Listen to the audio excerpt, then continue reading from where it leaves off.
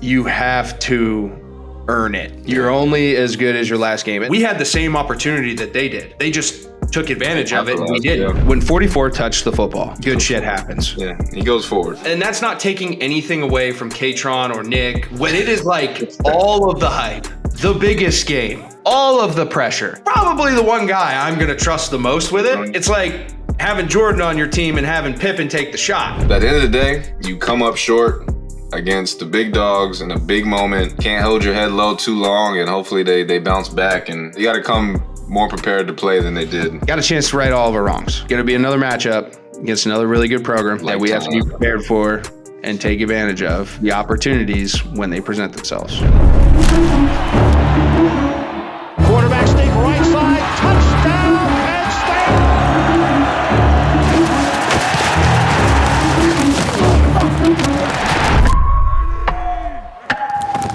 Whoa!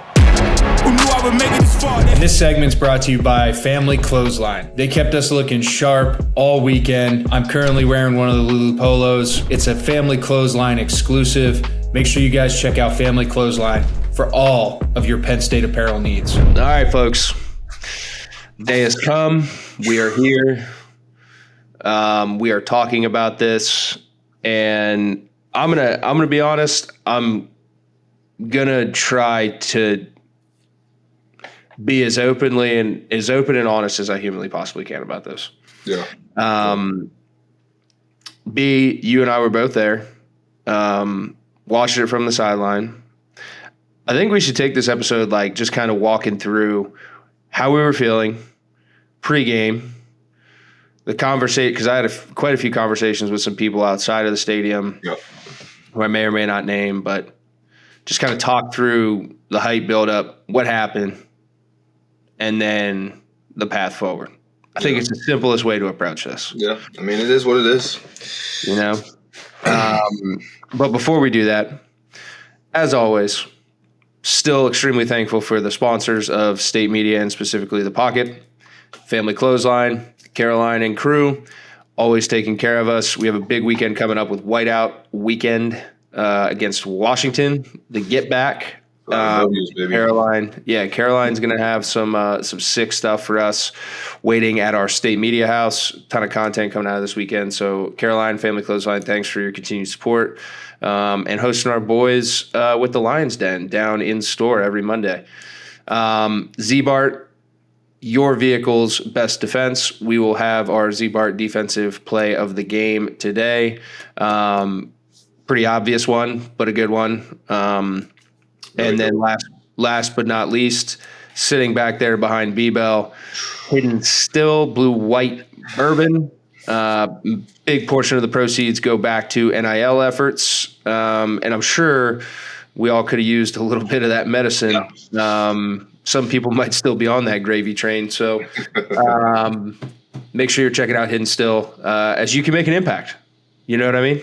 Don't necessarily have to stroke a check. Just make an impact. Go buy some bourbon.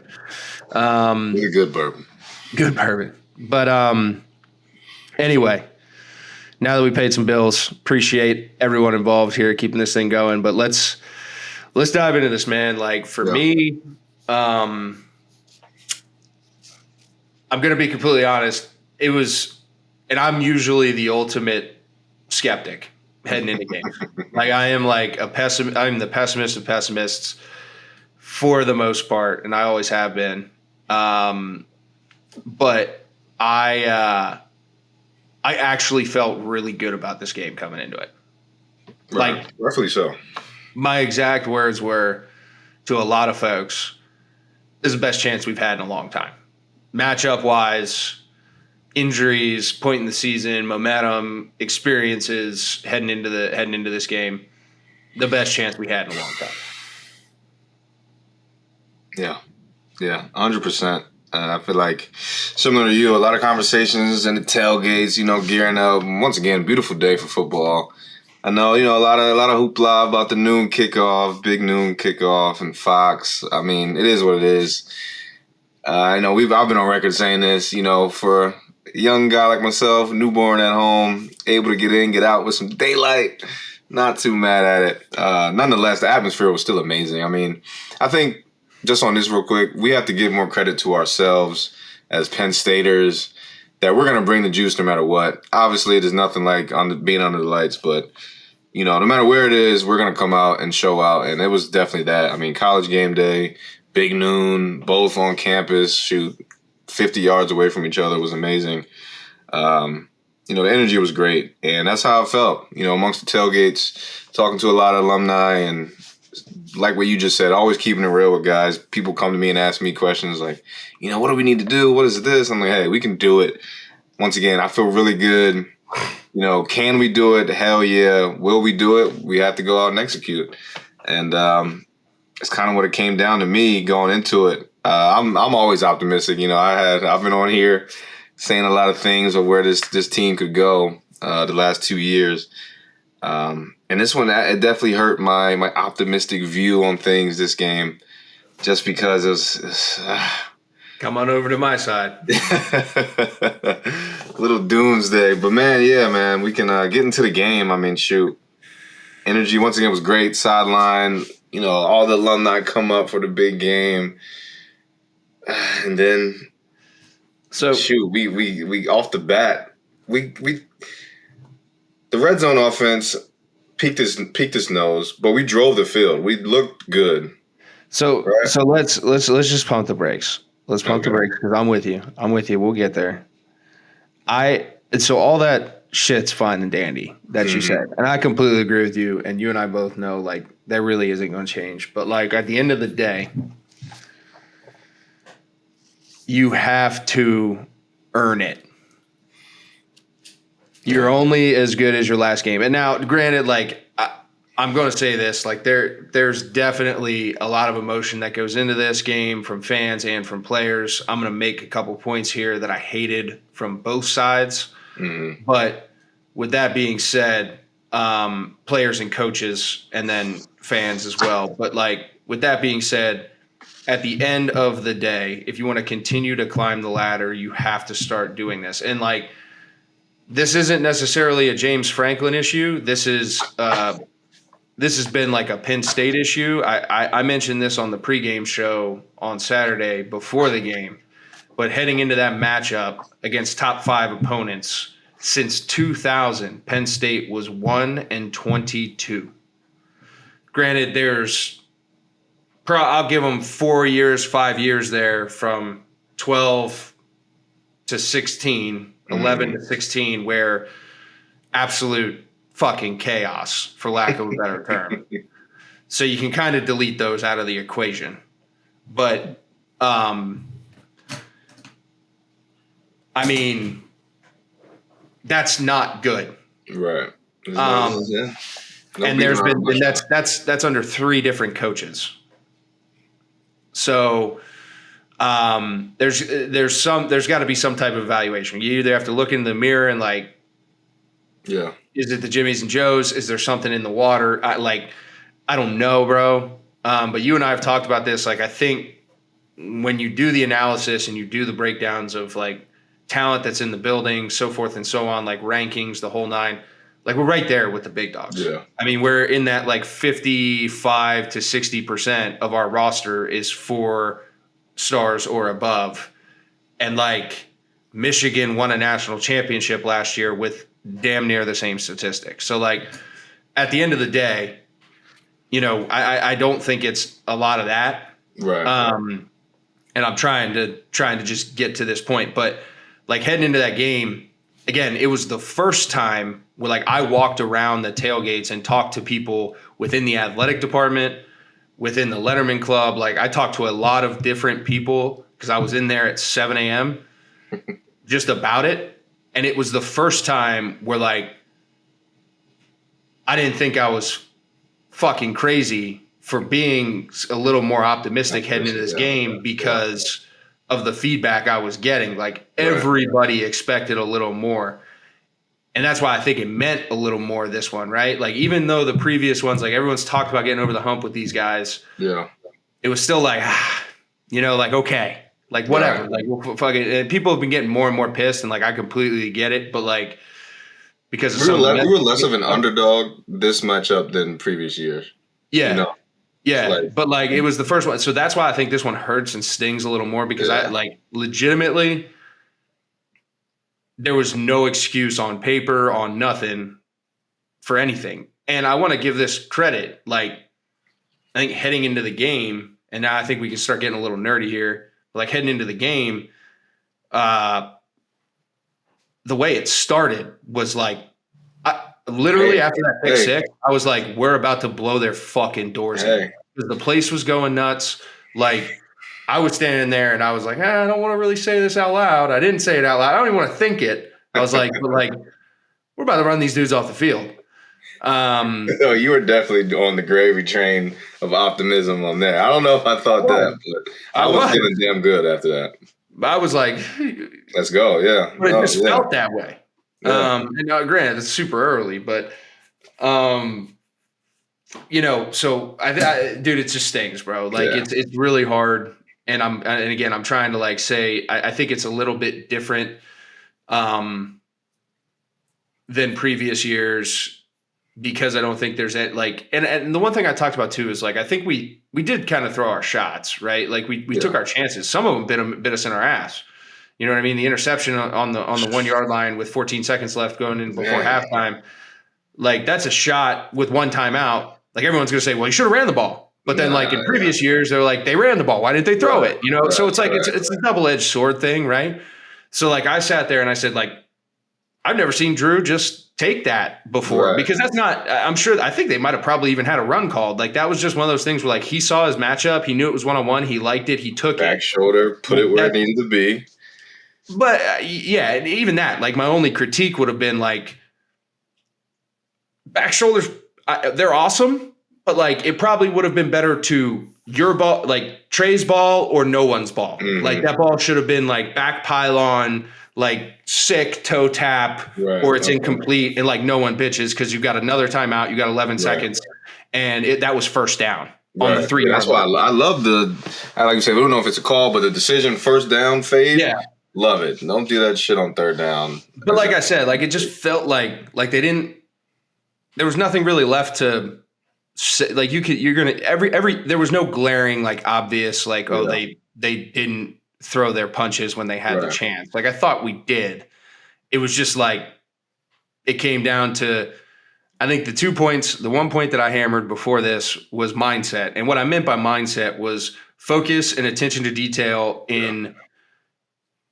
Crunch time or championship time, like your time to show that you have the brawn of a championship team, the focus and the mental aptitude to execute. And I have like 4 or 5 moments throughout this game where we didn't and Ohio State did. You could take the fucking calls, you can take all that other shit out of it because at the end of the day, like that shit happens. And I guarantee you, Ohio State is going through the film right now, sending 5 or 6 plays to the Big Ten the same way Coach Franklin is that they thought should have gone their way. Right. So that's a little insight from the boys that have been on the inside. Like take all that shit out of it. There was that's the game. 5 or 6 things in this game that ultimately decided it. And I'm curious to now start diving into that with you, B. Like maybe let's get into it. Let's start on defense and let's go with your opinion. We'll get to our Ziebart segment here as well, but like let's start on defense and let's talk about from the pick 6. Like I said, the place went nuts. I was on the gravy train, at least in my brain, because I didn't say anything out loud. But like, let's start from there and talk about it. Yeah. Shoot, I'll just add this real quick. I would have been right there with you if we're up 14 zip after pick 6, not 10. No different. Go down, strike them, and pick 6. Then I'm like, okay, we're out of here. But nonetheless, defense after the pick 6, which was a great play. We'll get to that later. Like you said, these defined details of a championship-minded team. And I feel like every week, whether I'm watching the game there on the couch, I'm like, oh, man, that's a great call by that OC. That's a great call by this opposing team because they were throwing some stuff at us. But at the end of the day, there's still little intricacies where I'm like, come on, guys, we gotta set the edge. We gotta have a contained guy. We can't give this dynamic. When they ran Speedo like 4 times for gashes, and we had no pitch man to the boundary. Yeah, Speedo to the boundary, no pitch man, no help. They might have alignment and assignment. Correct me if I'm wrong. That's what I'm saying, and those are the things where it's like we talked about it the weeks before. You show any blood to this shark of a team that Ohio State is, they're gonna take it and they're gonna eat it. They're gonna find that little creek of space and they're gonna go 60, 40, 30, and boom, that's 90 yards off the same play. Yeah, that you're essentially giving this team. They're not necessarily earning it. They're not breaking 5 tackles and running 40 yards. They're running scot-free for 20, 30. Those are the things where it's like, it's. Yeah, can't have it. Can't have it, man. I'll say this: one of the pivotal points in this game to me was that next possession. So pick 6, bang, place is going fucking nuts. Defense gets a chance to roll back out there off that momentum, and like you said, there's Ohio State just orchestrates. It was probably 6, 7 plays. I should pull up the thing just to be correct here, but regardless, it was a very well orchestrated and executed drive that ultimately resulted in a Emeka Egbuka touchdown. Right. Which was also a great play. Great play. But, like, that is what championship teams do. It's like as much as you take the emotion out of it. You throw a pick 6, and then you're like, all right, cool. 0-0. Let's ball. Let's go. And they just fucking answered the bell and just bang, bang, bang. Like there was no doubt. Like I don't even know if they got to 3rd down that drive. Yeah. And you're like, and that's what. And I'll be completely honest with you. When they answered like that, I went, maybe I was wrong. Yeah, in my that's brain. why I said if we go 14-0, even if they score, it's still you probably second guess a little bit. But nonetheless, what you're saying is exactly right.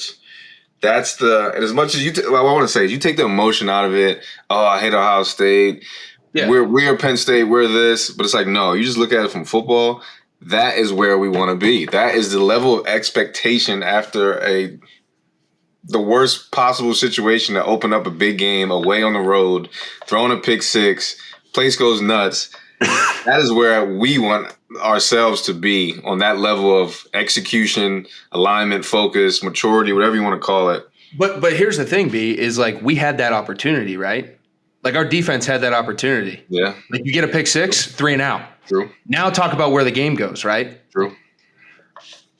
So that was a pivotal opportunity in the game for somebody to harness the momentum. Yeah. And this is, like you said, like take all the fandom out of it, like just watch it for what it is, right? You and I are sitting here going like, all right, wasn't a Letterman, don't really care about this game. Now I'm watching this. Yeah. Right. Like when you're cutting football tape up and you're like, all right, when I'm analyzing this game, that's a check mark to that team in terms of like the way they responded. I would think they're probably going to have a chance to win this game now. Yeah. Like I didn't think they had a chance to win this game now. And that's why I'm trying to walk you through my mental psyche as we go through this, because I think it's super interesting. But like, we had the same opportunity that they did. They just took advantage of it, and we didn't. Yeah. Right? So go ahead. Let's. No, we're not going to get too nerdy on this, just because for sake of time. But I do want to go. I'm going to go through the play-by-play, of that drive, just to make sure we're not getting anything wrong here. Because I do think those Speedos started to hit that drive. That got them downfield. So like you said, 6 plays and boom, 7 on the board. Was it 6 plays? That's fun to hear. I got it. I thought. Play. Penn State field goal, Ohio State interception. 7 plays, 74 yards, 3 minutes, 32 seconds. Yeah, did they even get to 3rd down? Let's see. 1st and 10, incomplete. 2nd and 10. They got the 3rd and 1. Had a 2-yard run. Okay. Yeah. That was the only 3rd down of the possession. Yeah. Let's see. Junkins for 11 yards. I believe that was a Speedo. Junkins for 22 yards. One of those 2 was a Speedo. Yeah, I think one was a Speedo. I think the 22 was a Speedo. 22. I think the 11 might have been Just I think the 11 might have been a toss or something like that. But when they caught us in man. But the point being is like that is an opportunity to shut the door. Or to close the door a little bit when the game's not over. To harness the momentum, right? Where that meter that starts like this goes this way. And we had it at 100. And then it went right here again. You know what I'm saying? Like it's that's great. Good. And I'm going to say this. It's great shit by Ohio State. That's great. It's great. It's like that's you said, elite. open up. That's elite. That's elite. To earn it. You have to earn it. You have to earn it. Ranking, and I'm not saying we got caught up in any of this, but ranking, home, night game, whiteout, none of that shit matters. You have to earn it through execution on the field. And they did that in these 4 to 5 critical moments that ultimately turned the game out to be what it was. Okay. That's first one. Yeah. So let's keep going. Let's keep going here. Then you go to the second quarter. And Ohio State was the only team to score in the second quarter. But what I saw was we had a couple times, and I don't. But this is again just I'm recollecting without like watching the tape or whatever. But we had a couple times where we had some good field position. There was a little bit of stall there where it was like a field position battle game, like pin back, boom, boom. But then we had a couple times where we had really good field position. Ultimately, didn't take advantage of it. And then Ohio State scores. They go up 14-10. And then another pivotal moment, right? I believe it was one of the first times that Tyler Warren had touched the football. We start getting a little momentum. We get down. And Trey Wallace also had, I think, a big catch in that drive. Yeah. And then we get down to like the 3-yard line, 4-yard line with 14 seconds left. We still have a timeout. And I'm going like, okay, cool. Like this worst case scenario, this is a 14-13 game heading into halftime. Like, and then, we just got to get a stop coming out because we got the ball first and like, we're good. 1st and 10, like I said, we walked through this. I thought like, I'm not mad at it. Not mad at it. The only like, if I'm going to correct this, and I guarantee you this is what Danny O'Brien and Coach K are telling Drew in the room, or told him today at some point in time, because we're recording on Sunday, at some point in time today, like the back shoulder. And again, this is super analytical because if Trey catches this, no one's fucking talking about it. Right. No one's talking about it. You know what I mean? Great play. So I'm not again, I'm saying like, okay, super critical hat. If I'm doing this, that needs to be like a Trey ball or nobody ball, because you still have one timeout and 3 downs realistically, or 2 downs to do something and potentially score. You probably can run it, bang a timeout, throw it, incomplete or catch, and then even kick a field goal if you have to, right? Yeah. So that's a possession inside the 5-yard line that results in 0 points. Yep. That hurt. That hurt very bad. Yeah, and at the end, I mean, I know you as a quarterback, you're being super critical, super analytical, I'll say. And you're right. I see that now. I maybe didn't see that before. He definitely had space to the back of the pylon. But, nonetheless, at the end of the day, as being a player, because most of the questions and things I get, and you see the heat Franklin gets, and rightfully so, or may not, it's whatever. But my stance is always, and I've said it on here, and I hope more people tune in and hear this, as a player, I'm always going to put it on us to make the plays, even when you're not supposed to. The only way we beat Ohio State is because we rose to a higher level of expectation than what was foresaw for us at the moment. They had more talent. They had this. They had that. They're ranked this. We're underdog for a reason. And the only way to raise the level of expectation is you just have to make the play. There's really nothing else about it. You have to envision it. Yeah. But I'm gonna. So, and this is the double-edged sword of the coaching staff, right? Yeah. You have onus to prepare guys to do that and ultimately execute the plays and the game plan, so forth and so on, right? And I'll say this broad stroke about the game. I don't think either team played great. Yeah. I don't think either team played like to their capabilities. But there's the onus of like that, right? And then, like you said, there's the onus of the players making the plays. But then I also think that there's the onus of the coaches creating an environment where that's the standard Yeah. and the 100%. expectation in those moments and those games. 100%. So that's where I think ultimately at the end of the day, the finger is always going to be pointed at the head man or the coaching staff in general. Like the finger is always going to be pointed at the coaching staff more so than the players, fair or unfair, whether that's reality or not. That's what's going to happen because that's part of the job description. Yeah. No, yeah, they get paid handsomely enough to handle the brunt of all that for sure. Yeah. I mean, yeah, Okay. I don't feel bad about it. And I want to add one thing too here, just because I looked through the play-by-play through those drives you were just speaking on, and I've watched this the last few weeks, and it hasn't really, rained home. But each week I'm like, this needs to be better, and it's our punting. Yeah, our punting was not great. It was not, and I've seen this the past few weeks to where it's been like not an issue. We're not getting punts blocked. They're not like aggressively short, but we talking about flipping field, pinning teams back. We need a little more. They get the ball at the 42. We need at least the 30, 35, 33-yard punt. And I'm not trying to point fingers here, and it's easy to do after an L. And trust me, like you said, these guys are in the meetings room, or they were today, tomorrow. It's what they go through, but it's just the facts of the facts. We need more than a 33-yard punt against a really good explosive team. Once again, we can't give them anything more than what they earn. Yep. And that's just a little tidbit.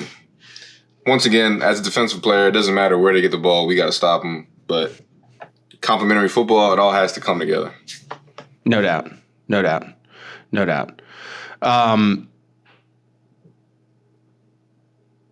Then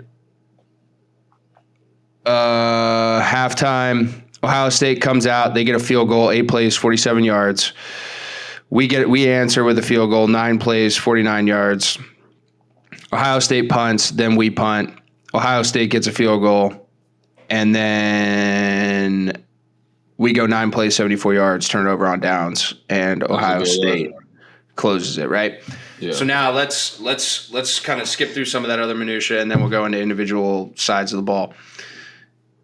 Another point was that obviously turnover on downs under 2 minutes, another 5 on the 5-yard line, inside the 5-yard line, not scoring, 0 points.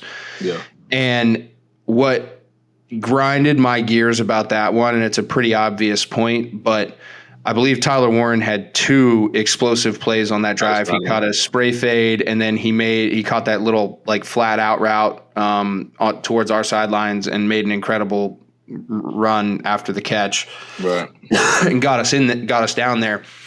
But you got 4 chances at that point in time, and everyone gets so excited about this lineman in motion shit.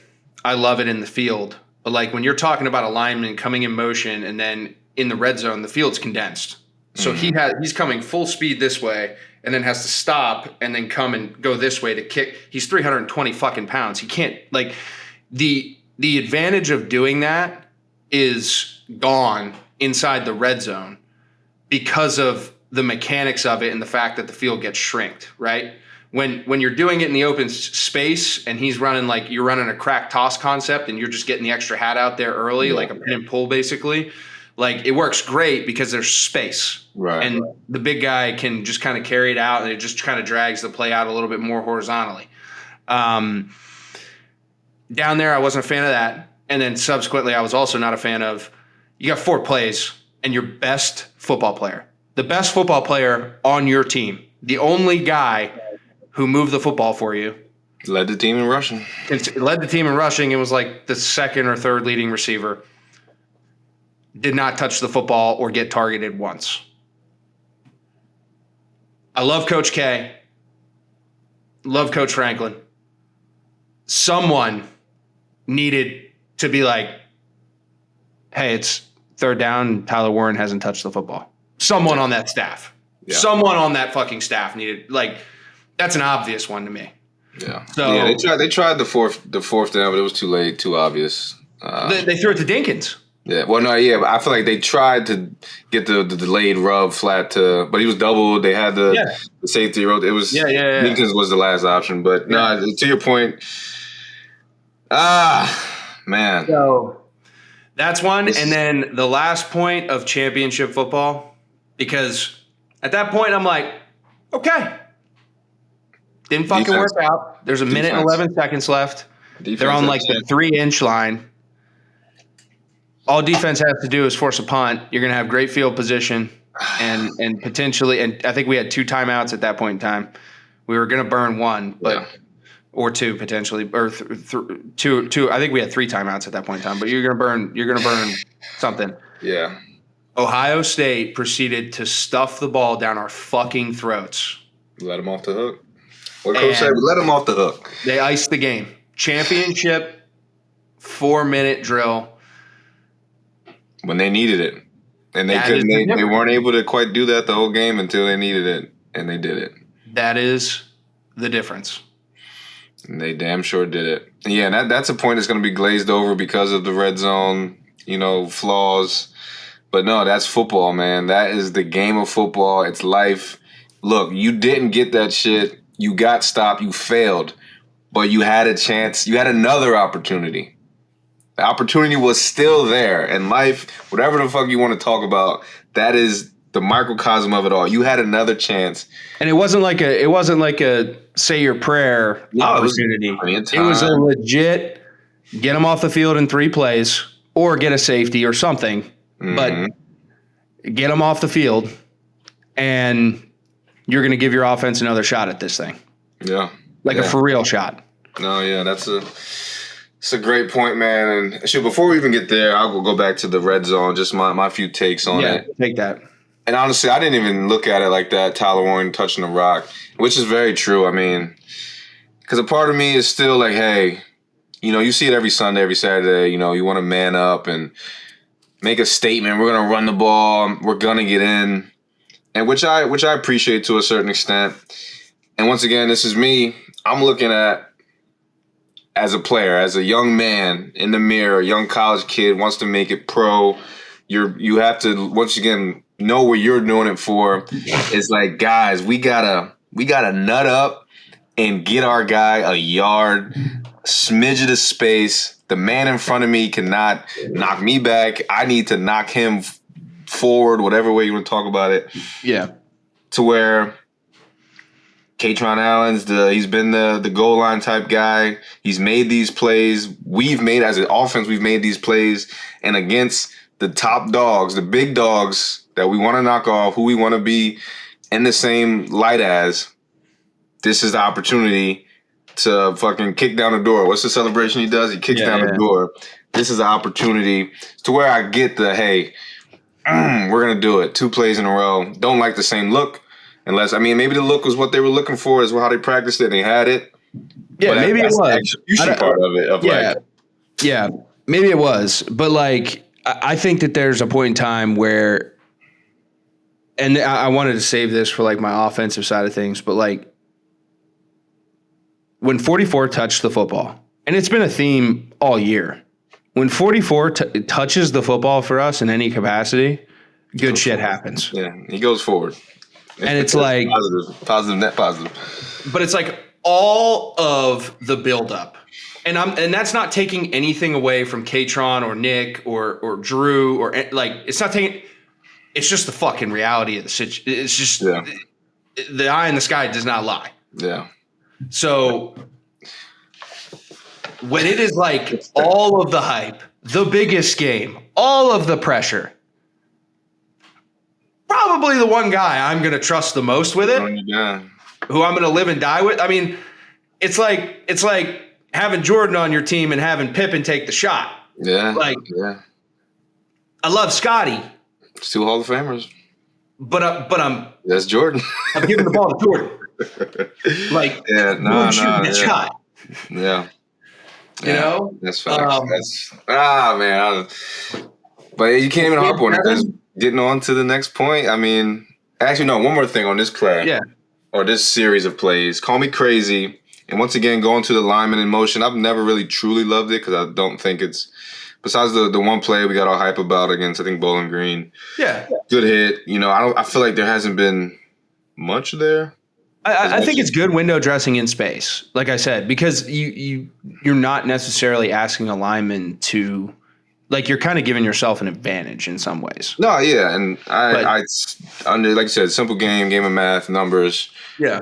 Just like I had to look at the tape, but from what I've seen, like the hit rate of like the highlight play we got hype about to the rest of the plays, I'm not sure if it's in our favor. And even in these plays, not too much contact down there where we need to move guys forward on the play.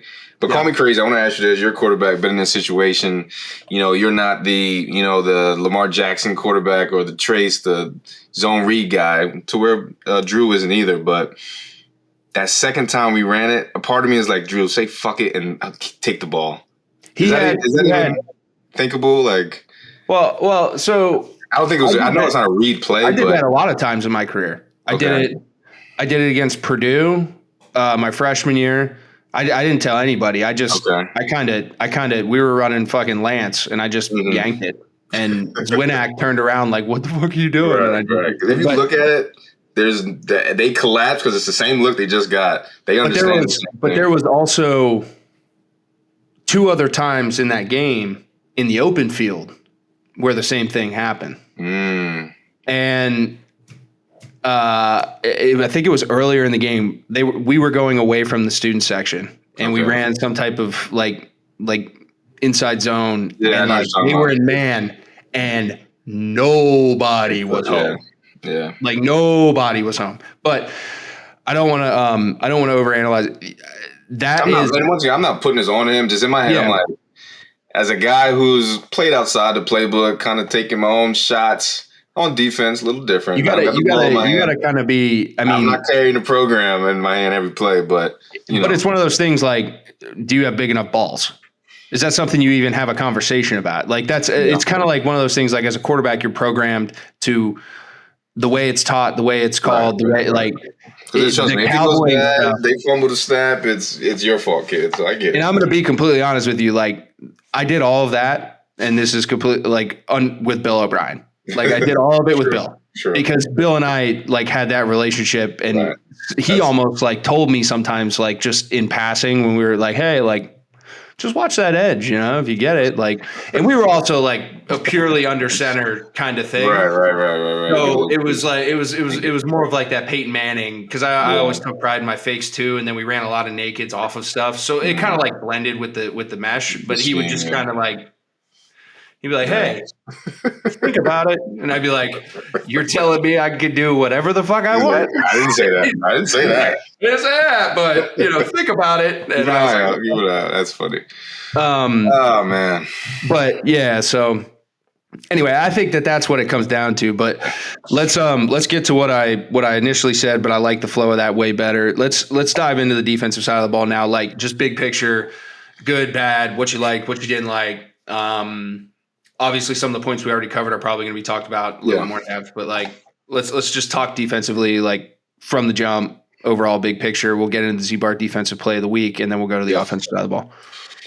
Yeah, man, I think once again we spoke about it a little bit, but we played a pretty solid game outside of the 4 or 5, mental errors, MEs, assignment, whatever you want to call it. That ultimately give the other team the edge. And even the shoot, they missed some, which is football. But if they had capitalized on some of the plays we kind of slipped up on, and the game looks totally different. It's not a heartbreaker as it feels now. It's just kind of like, oh dang, they gave it to us, But nonetheless, they did it. That's football. And I think we played pretty solid. I mean, they're going to make their plays as they did. But I cannot think of anything but the plays that we kind of gave up.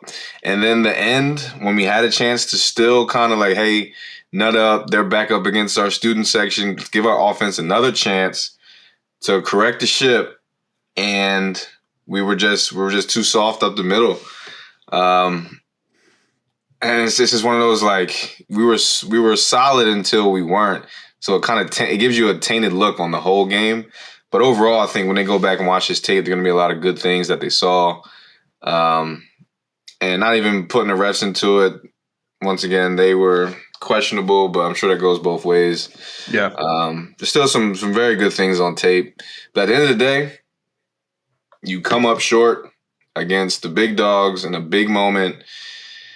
It really is no excuse. There's no ifs, ands, or buts. There's no, hey, better luck next time. That was it. That was your shot at, Yeah, I mean, that was your shot. That was your shot at greatness. Yeah, literally. During the regular season. Yeah, and it's not to put the whole season on this one game because there is plenty of football left. I don't think we've necessarily touched on that yet, which is the irony of how we feel right now. It's like, let down and bummed, but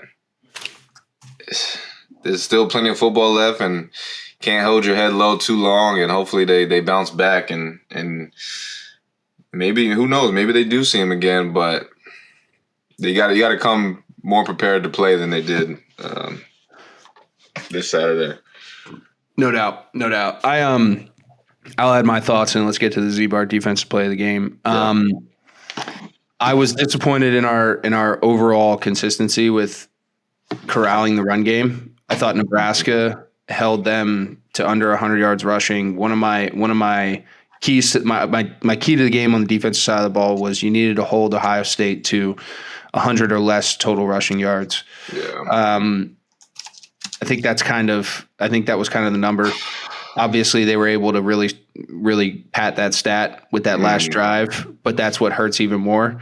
I thought they did a decent job. Like you said, there's 3 or 4 kind of like just alignment and assignment we gave up with those speedos and stuff like that.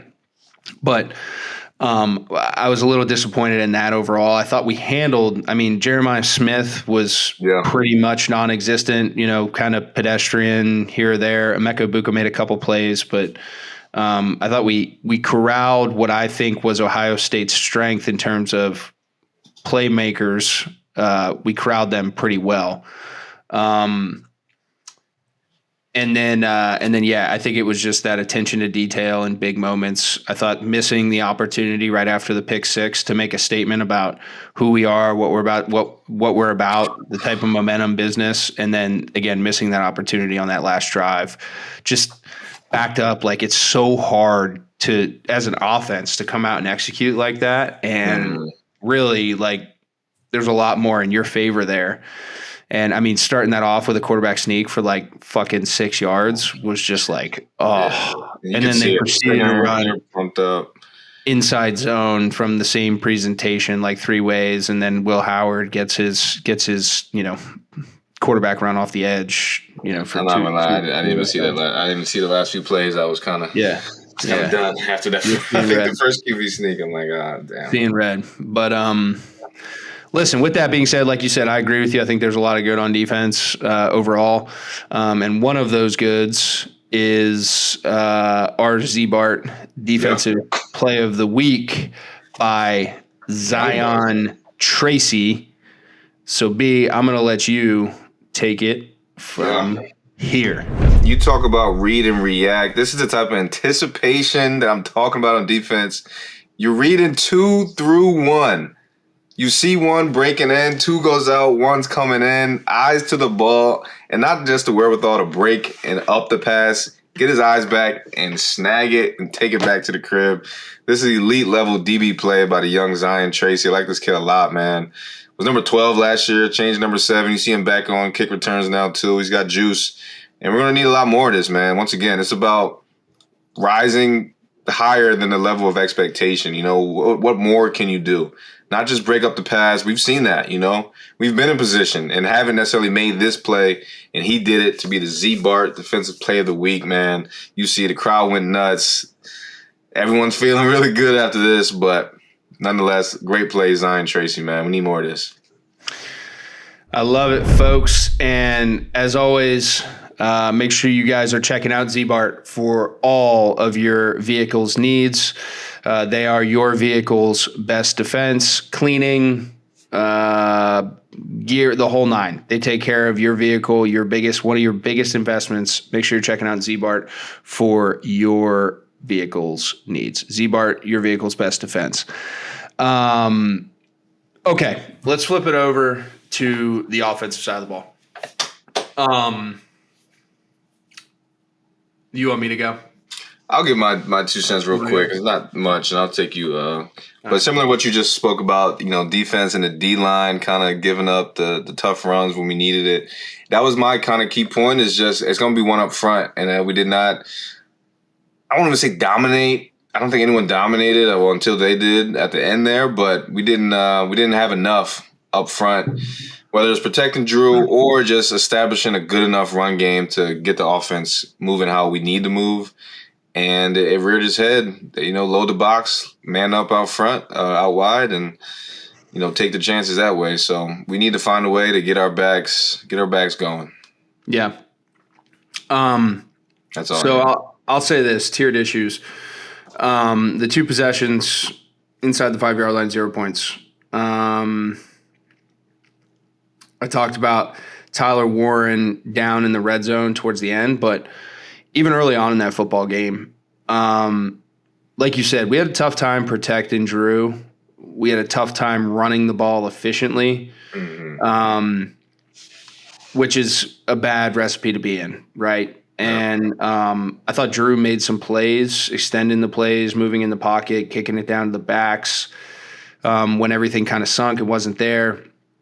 Thought he did a good job. But what I was a little disappointed in was the creativity to get Tyler Warren the football. And I talked to James Laurinaitis before the game.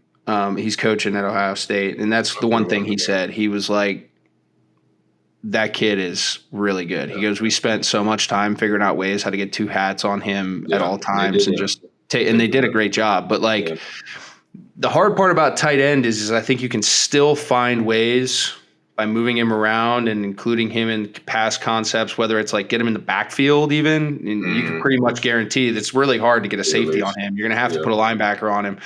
Like figuring out ways to get him the football, get him touches creatively. And I said this coming out of halftime. I was standing right next to Brian Guy. I said, we got to figure out a way to get 44 the football. Yeah. And then sure as shit, the first play out of halftime, we ran like we were trying to throw a wheel route to the back, coming out of the back off a big play action.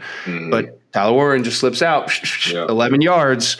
It's like every time we did something good on offense, it was when 44 touched the football. Spray fade when we got a one-on-one and Drew recognized it, found it, knew what he wanted to do, got it, gave him a shot, bam, chunk play, 35 yards, 40 yards, whatever it was. I just getting him the football, I was a little disappointed in the creativity and like having a few plays in your pocket or like even having a 44 box on your call sheet and being like, okay, like Tyler hasn't touched the ball in 10 plays. We got to get him the football. Get like something, anything. Now, how much just on the T. Warren phase, how much, especially because I was thinking this, and you say talking to James Laurinaitis, great back in the league. I watched him a ton growing up. How much do you give on to a great team saying, hey, this kid's not going to beat us no matter whatever? I give him a lot of credit, but like I said, I think it's also tough because it's not like he's an X, right? Where you can just where you're like, okay, like I'm just going to cloud him and like, whatever. We lose a hat in the run game, but like whatever. I feel like that tight end position is so unique. Yeah, I mean we've moved him around. It's been on every broadcast. How many different positions can he line up in? And but just even figuring out ways to do it in the screen game. Tight end something like we tried to get him to shovel, but there's more to it. And I know Coach K is probably kicking himself for that. And it's a guy who I've given a lot of credit to. I don't think he called his best game this week. I'll be completely honest with you, but I know he's going to come back better next week. That's just he's fresh. I trust him with that. But that was the only thing. And also part of that too is probably Drew recognizing when he has it. And then we did completely screw up. Like when he ran into I think it was Amari or Trey. Yeah. It was the same type of concept they always ran. I think they were trying to run the post underneath. Yeah. Ty got kind of jammed up, had to cut it short just from a timing standpoint, and they ended up running into each other. Yeah. That was one where that shit, bro. But that was one where I remember that play when we motioned him back over there. I was like, okay, they got him one-on-one. Like they don't have two hats for him. Like they got him one-on-one. Like go. Yeah. But those are the types of things. Like just when you need it, like just get the ball in his hand. Like I feel like he just brings that momentum to the offense. Oh no, 100%. So the whole team. Yeah, so that really got me. And then obviously him not touching the football in the biggest moment of the season up until this point, or biggest possession or segment of the possession of the biggest moment of the game of this season up until that point. Him not touching the ball. I was fucking steam coming out of my ears. But that is what it is. But overall, just not. It just wasn't enough. Penn State was. They were 3 for 11 on third down. That's not talked about enough. They ran 53 plays. That's tough. You don't have a ton of opportunity. 53 plays is not that much in the grand scheme of things. So, it just wasn't good enough on that side of the ball. And that's on everybody. But overall, I don't think it was a very well officiated game. I thought from the jump, let him play. Used to that shit by now. I mean, we shouldn't and like I said, I'm not using it as an excuse. But the one thing that I didn't like was the taunting on our sideline. Like that was so ticky tacky. This is not a game where you try to prove a point as a zebra. And that's the one that pissed me off the most. That was momentum. It's like he didn't even, unless he said something egregious, right. Which again, I wasn't standing right there. I don't know, but just stepping over the guy, getting up, come on, bro. Joey Bosa tried to rip my fucking head off one time at the bottom of literally. I was looking through my fucking ear hole, and no one threw a penalty. No one came to my fucking rescue. That's the thing that grinds me about the officiating is hey, we're Penn State, and I hate to be that type of fan, but we usually get the shitty end of the stick percentage of the time throughout the course of a game, especially the big games. But my thing when it comes to Ohio State and these terrible calls, which we've been a part of and many times at home, is it's never called both ways. I've been saying this since last year with the conversations about the receiver core, and it's look, Michigan and Ohio State are going to line up, bump and run. Can you beat us? They're going to be handsy, they're going to grab, and they're not going to call it. Yeah. And it's just never called the same way for us. Now we've turned into a team that's, hey, let's man up and lock up, and we're doing pretty good, but in terms of getting that level of kind of free play, it's just never the same. And and there's plenty of calls that could be called. Some were, most of them weren't, but usually we were on the tail end of those plays. And it's just, that's the part that grinds me. And that's why I'm going to leave it as a blanket. And the only one I'm going to point out is that, because I just thought it was overall not that well of an officiated game, and probably both sides. They've been struggling. And then I'll also say this, I said this earlier, but I want to hammer this home. I don't think either team played great. No. I don't think either football team played even probably in the upper quadrant of their potential. And, but hey, that's a shame too. And that's why I think this game ultimately came down to all the officiating, all that other bullshit. It came down to 4 moments. Ohio State won all of them. They won all of them. It came down to four plays. Well, it wasn't really 4 plays, but it was 4 moments. 4 moments. Possessions, situational football, and Ohio State won all of them. And you can't take it away from them. Beat them. You can't beat them going over 4. You can't. No. You can't. And Coach Franklin in this speech not too long ago about good to elite, right? And you talk about these 4 moments, even the officiating, the margin of error for a good team, sometimes great, in moments inconsistent, and to a consistently great elite team over the last decade. We talked about the last pod. They've been elite for some time now. clearly this is where we aim to be. We aim to get them. We haven't beaten them in X amount of years. The margin of error is much shorter on our side, so we cannot lose those moments. We have to somehow find a way to come up big in a moment. And I'm not going to lie to you, man. We've been saying the same shit for quite some time now. So I don't blame people for getting frustrated with it. Believe me, you can't do I'm that. frustrated with it. You can't, because at the end of the day, at some point, you got to do it. Right. There's no more excuses in the excuse jar. Right. You know? Right. There's no more crying for crying wolf and this, like, you either do it or you don't. We haven't done it. And as I noted, we haven't done it for True. a long time. And you gotta kind of manage expectations, but when you have all the pieces, which could some be better, for sure, but no one's got it perfect, and that's what I go back to even with the officiating of this game. Like, you can't hang your hat on it. You have to make the plays. You got to.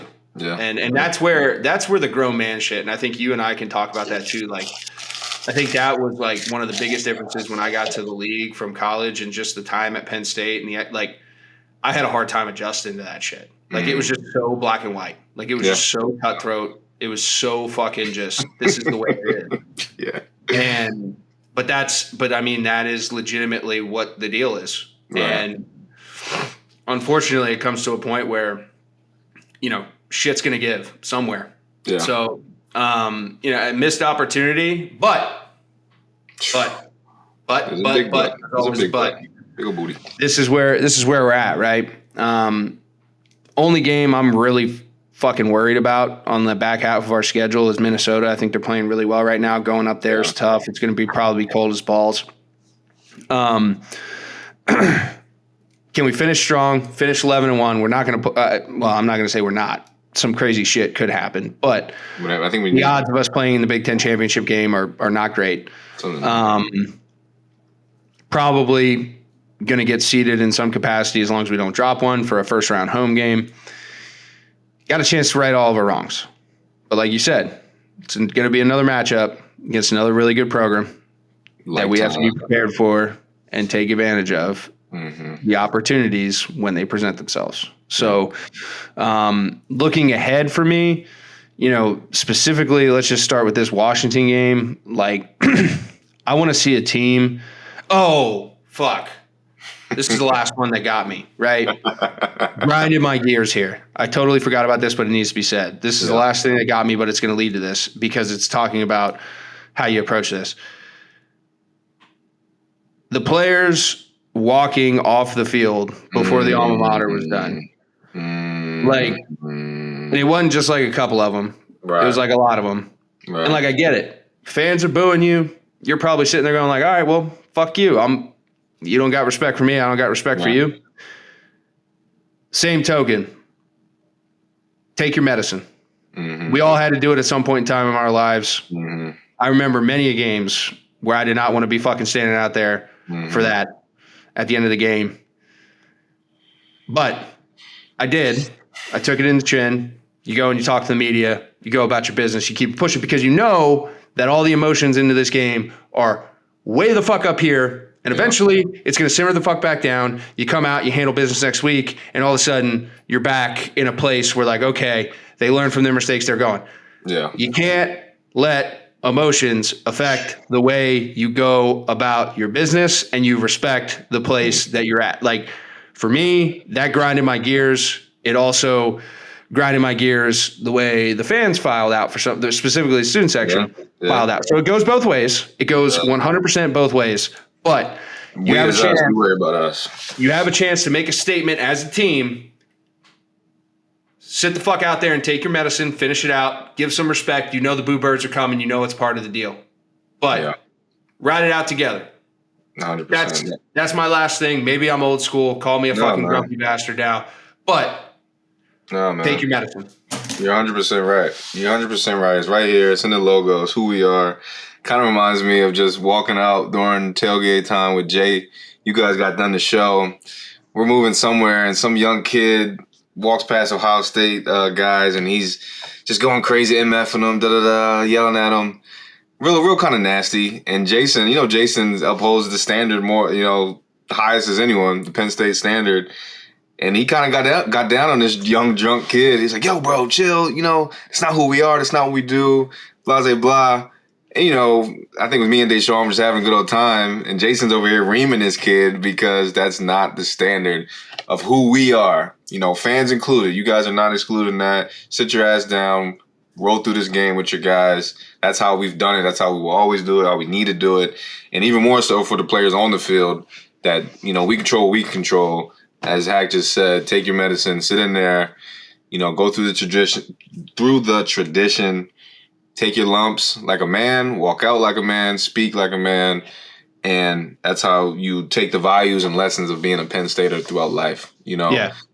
That's a good point. Glad you brought that up. 100% can't miss that. That was one thing that I talked about, and I'm almost pissed at myself for almost skimming over that. But like I said, now looking ahead, like that's part of it though, right? Right. Are you going to let Ohio State beat you twice now? They kicked your dog in your house. You're pissed. You got a week of practice to get over it. You're going to let Ohio State beat you twice because this Washington team's like all over the map, dude. Like, I don't know if they're going to come out and try to hang 40. Like, they're so random, right? It's a game where, like, on paper, you should win it.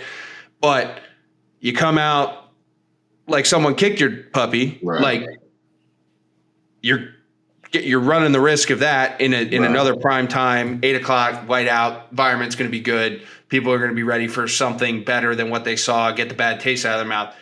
How are they going to respond? How are they going to come out from Jump Street? Are you going to let Ohio State beat you twice, or are you going to go about your business like a man? I know Coach Franklin's going to be harping that point all week at practice. So that's really what I'm going to be watching because I think, like, again, on paper, I think we should win this game pretty easily.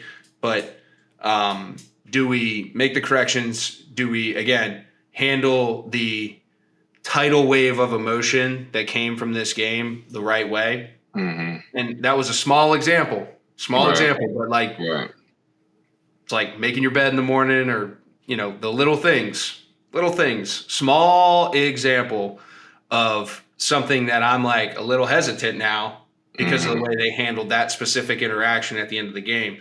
Yeah. Are they going to be able to just cool the jets a little bit and get it together? But that's my take on that. Yeah. So. No, 100%. Then, boy, if you're going to be a little ticked off at things, I might as well throw my little 2 cents in there. My old head, aggravations, man. I can't stand the press Twitter talk of, we want these guys again. You had the chance and we didn't do it. And leave it at that. And just once again, take your medicine, take your lumps, move on to the next one, man. I won't say I didn't lose any sleep, but that's one thing I kind of rolled my eyes at and just like, come on, guys, let's keep doing us how we do it. I know things are changing, faster than ever in college football, but that we don't need that. It's unnecessary. Once again, you don't get second chances in life, so you don't always get second chances. So don't need Twitter fingers, bro. Yeah. So yeah, man. But this was a good one. I hope that you all respect the way we talk about this. Yeah. Understand also, where we're coming from with a lot of this. I think we get that. I mean, being around, a lot of family of players, saw me, stopped me, love what you guys are doing, keep it up. So, just not to pat ourselves on the back, but I know it's kind of hard. Guys, it's hard for us to talk about our guys and our squad and, teeter the line of, maybe, being aggravated as we really want to be and still understanding what they're going through. So I appreciate the love that, we get because it lets us know, like, hey, we're speaking our mind, telling the truth, and in the right way, So yeah, appreciate that. I love it. So make sure, as always, you guys want to hear more of it. At State Media, PSU, all socials. everywhere you can download the audio versions. We are there. YouTube as well.